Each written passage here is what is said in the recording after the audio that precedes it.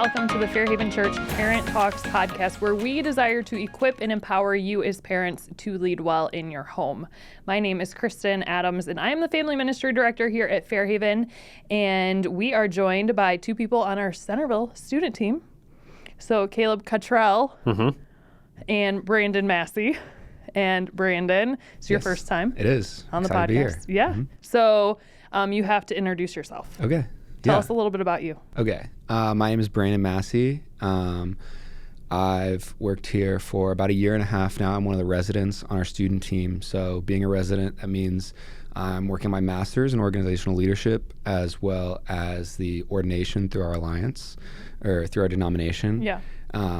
Here, some of the stuff I do a lot of our social media stuff. So most of the stuff you're seeing on Facebook and Instagram, that's the stuff that I work on a regular basis. I help out with some of our environment stuff for our big events, like making the environment for our students to kind of fit well. My personal life, I'm married. My wife's name is Hannah. We have a 2-month-old named Graylin. Very exciting. She's so cute. She's really fun, but that's one of the biggest things in our life right now, I'd say. Yeah, for sure. Yeah, you both have very young baby girls. Yeah. They do. They're going to be best friends one day. Probably. Actually, today they are best friends. Yeah. Brandon, calling each other on the phone. all the time. Yeah. Yeah. Brandon also forgot to mention he preaches on Sunday, Wednesday nights too. I literally was going to say, this guy has no idea how good he connects with students from the stage. Periodically, I do. I wouldn't. That's not something that regularly happens, but every once in a while. That's been it's Caleb, so good. Caleb asked me to. Multiple months in a row. It's a monthly thing at this point. It's awesome. I love it. You're also like the trendy dude. Yeah. I don't know about that. I mean, I'll take it, but if I have a question about like what a word means or like what's in style, it's Brandon I ask. I love it. It's awesome. Okay, so I have a getting to know you question. All three of us really like sports, particularly. What? I don't okay, like sports we're not anymore. talking about anything that happened a couple weeks ago with the Super Bowl. Okay, Yeah, it we'll didn't let happen. it go. We'll let it go. But basketball. We all enjoy basketball. yeah. So the NCAA tournament is just a couple weeks away. Yeah. Okay. So if you had to choose, who would be the team that you're going to rally behind? And it could be because they're your favorite, or it could be because you really think that this team is going to go somewhere. I mean, I'll start. I'm going to go with Michigan this year. And yes, I'm a Michigan fan, but normally I would not say Michigan. But they've been doing really well. They're getting better as the season goes. Yeah. A couple weeks ago they beat Purdue. Yeah. That's a big win. That's a big Do you win. want to go first? So I mean, looking at the field, I think it's going to be really hard for anyone to beat Auburn. I think both sides of the ball, they really have everything you can ask for. Janai Broom, I think is his name. They're like big guy. He's just been balling recently. Yeah. Gonzaga was my preseason pick. I can admit that they're not being great, but I think they'll still make the tournament, probably like a 7 or an 8 seed, and maybe they can do a run, but probably not more than like Sweet 16. Yeah. I would say, I mean, I'm a USC fan, so they're probably not going to make it at this point. Yeah. But I'm from Southern California, That's true. I forget. Yeah. But it looks like Auburn's the best team. I'm curious how UConn's going to do, though, because they've had such a weird, rocky year after the last few years they've had. A few times. And McNeely's been hurt. He's finally back, so we'll see how they do. Yeah. That's what I'm curious to watch. It'll be really interesting. Yeah. I'm excited. My family's going to the first round. That's so fun. Yeah, it's going to be so fun. 8 games in 2 days. That's a lot of basketball. Love basketball. So Maybe it's gonna Michigan be so will be great. there. Oh, my goodness. Can you imagine? That Or would be Kansas. Yeah. Kansas. Wait, what happens if Kansas and Michigan play each other? 2013, Kansas and Michigan played each other in the Sweet 16. So Michigan won in the final seconds. So is your family divided? Yeah, and I was the only one cheering for Michigan at that point. And we had the extended family over to the house. And so my brother-in-law, who does not handle losses very well, was crushed. And I was so excited because it was at my house. Yeah, that's and Michigan had won. So, yeah, we get a little passionate and excited about sports and basketball. Yeah, as you're wearing a Michigan. Yeah, I am wearing a Michigan shirt today. If you're just listening, you don't know. I am super proud of my team. So, okay, we're going to dive in to what the kids and students have been learning. Yep. And over the past few weeks, we've been talking about Abram, who became Abraham, who God made a covenant to. And we see through this story that God is faithful to Abraham. So Caleb, can you debrief a little bit about what we've been learning specifically about the story of Abraham over the past 2 weeks? Yeah, so week 1 was Genesis 12 and Genesis 15, and God has asked at this point Abram to move everything. Yep. And Abram is obedient. And so as he's obedient, that results in God's blessings for him. And as he's doing this, Abram is building altars and worshiping. And then Abram gets nervous about this idea of having an heir. And so he's talking to God about it, and God's like, well, look, as many stars as you can count as the amount of heirs you'll have, or the amount of family you'll have. And so through that obedience, that results in God's blessing of children for Abram. But it doesn't happen yet, because at that point he's 75. And then week 2, he's about 25 years later. The theme of the week is God will always keep his promises to us. So that was week 2, Genesis 15, continuing that story, and then into Genesis 17, where God changes his name to Abraham and Sarai to Sarah. And then God promises him a son named Isaac. And through that, then we get to see the lineage of King David and Solomon and Jesus, the Messiah. That's so awesome. Yeah, it's crazy because God makes this promise, right? And then Abraham just keeps getting older. Yeah. And he's like, I don't think so. Like, this isn't going to happen. Yeah, like this idea that he's 25 years later waiting on this promise still. And so we talked about what it looks like to wait on a promise from God, that our timing sometimes, unfortunately, isn't God's timing. And how impatient we are, right? Yeah. Like, it's crazy. So this week we're moving into Genesis 21 and 22, but we're really focusing on Genesis 22. This is a really tricky story. Like, it's heavy and hard. It's a story that requires a significant amount of faith on Abraham's part, right? And he has to believe that God is going to do what he says he's going to do. He has to trust God.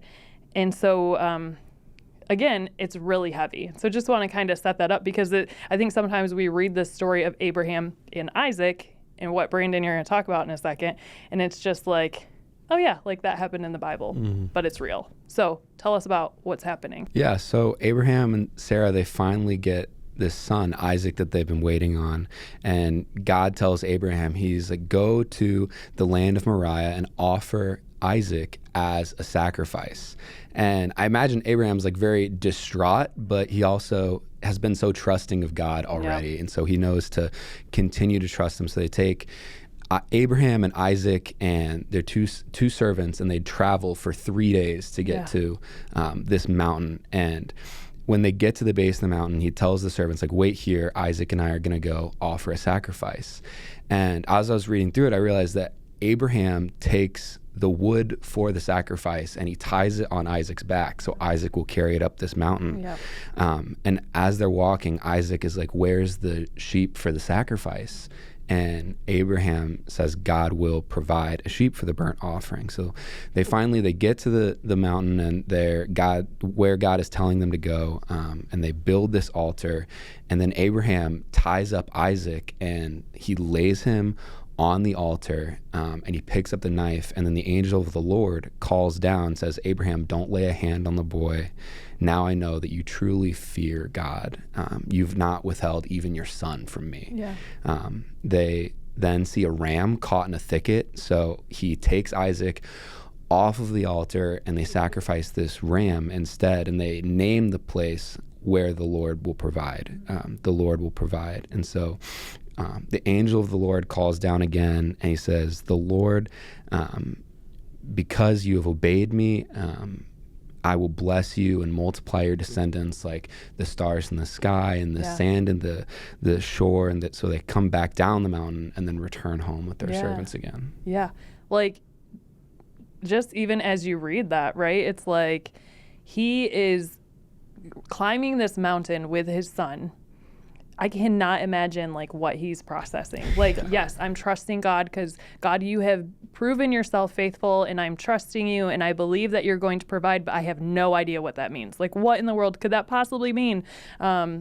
And he's just like on this journey with his son, and we're all parents. And so it's just like, oh my goodness, to have the kind of faith to believe that God is going to provide. I mean, that is incredible faith, like in this story. And it's heavy, like as you sit and think about it. I think it was last summer this movie came out about this called His Only Son. And it's literally the journey that Abraham takes with Isaac.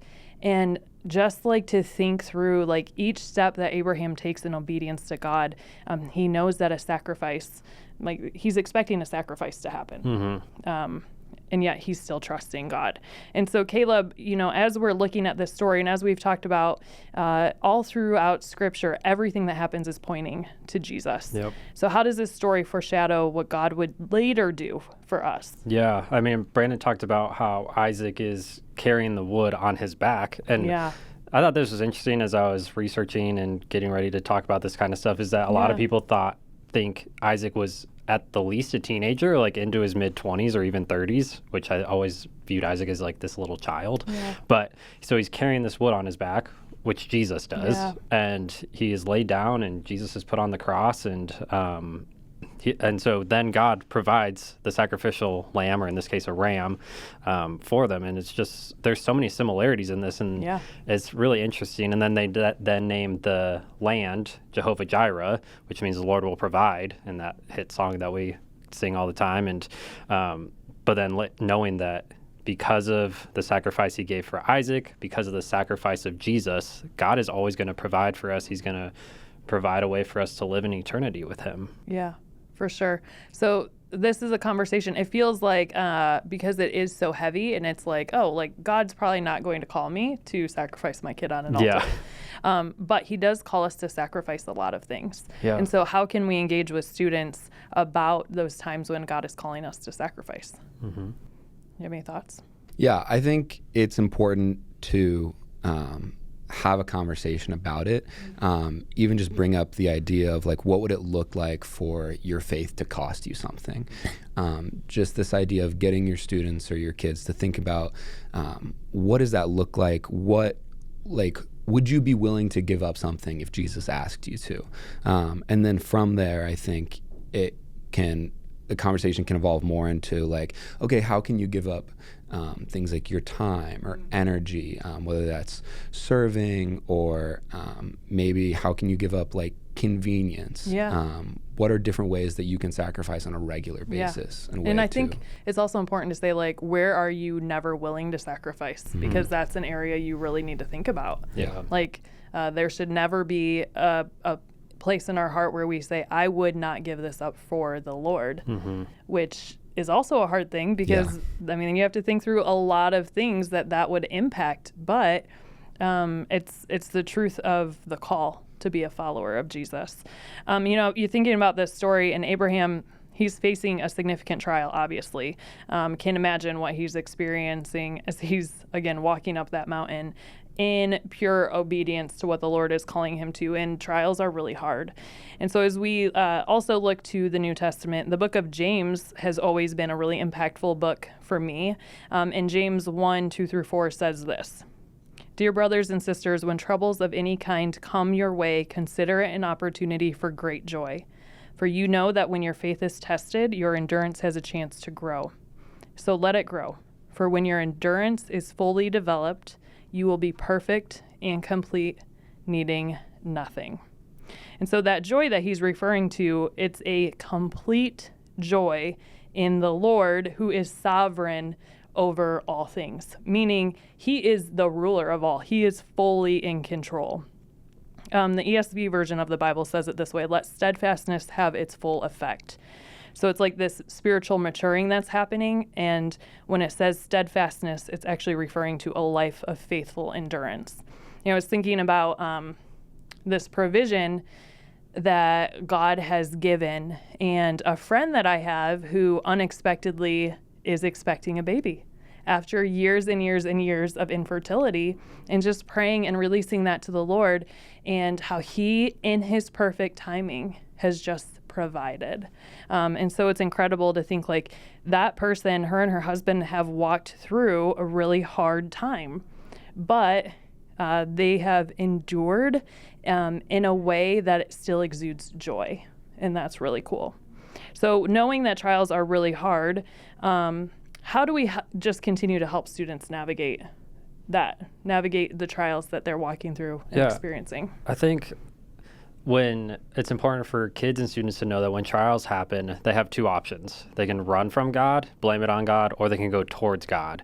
And there's not really an in-between. That's true. So as you face a trial, you have the opportunity to grow closer to God in a way that you never would have experienced before. So like trials that I faced in my life, trials that we've all faced separately, allow us the opportunity to lean on God in a new and different way than we wouldn't have been able to before. Yeah, for sure. For sure. I think in our culture, like, I think, Brandon, you were talking about being comfortable. Like, we don't feel like we have to give up that much, typically. But I think we need to help our families to wrestle through that. Like, we aren't called to be comfortable. And I think in our culture, we're so used to being comfortable that we're like, oh, if I'm a little bit uncomfortable, like, this is crazy, you know?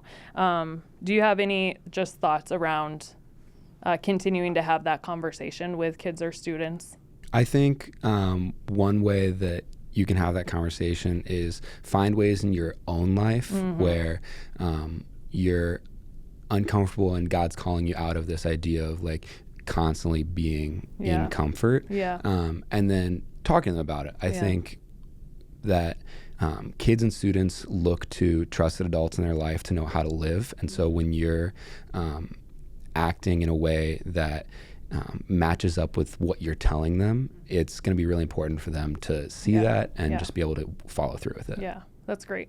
You know, we're not actually that far from Easter. And so I'm just thinking about like having that conversation at home to say, what is something that we can give up like now or, you know, during the Lent season so that we have a mindset that is, you know, fully, fully equipped to think through the things of God, right? Like, where are those things that maybe we're being distracted and we need to get rid of those? I mean, that is a sacrifice. And so we have opportunities in this season to set those things aside for the Lord. So I think that's a good opportunity. We have something huge coming up this summer. And this guy, Caleb, he's been really excited about this.